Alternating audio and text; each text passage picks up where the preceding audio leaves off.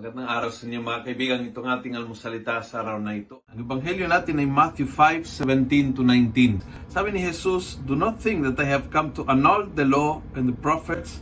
I have not come to annul them, but to fulfill them." And I think napakagandang aral ng Panginoong ito.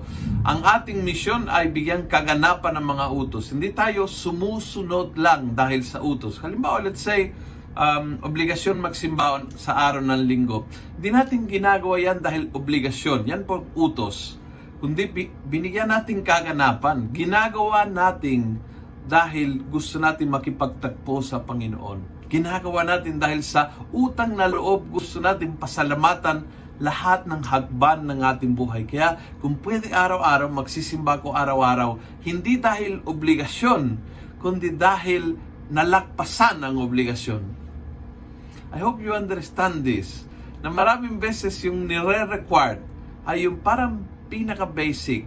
Kaya hindi po pwedeng sabihin ng isang Kristiyano, well, wala akong kasalanan. Hindi ako nagnakaw, hindi ako pumatay ng tao, hindi ako nangalunya, kaya wala akong kasalanan. No, the Ten Commandments are very basic.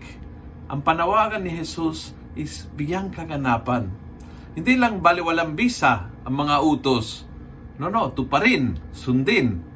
Pero bigyan mong kaganapan. Dahil minsan, hindi naman pumapatay ng tao, pero galit na galit ka, punong-puno ng sama ng loob. Kung hindi mo inalis yan, ay parang walang bisa din ang utos ng Diyos. So, huwag lang sundin ang utos ng Diyos, kundi bigyang kaganapan ang utos ng Diyos. Mag-behave ayon sa kagustuhan ng Diyos. Mag-behave ayon sa puso at pagmamahal ng Diyos. At yun ang kaganapan ng batas.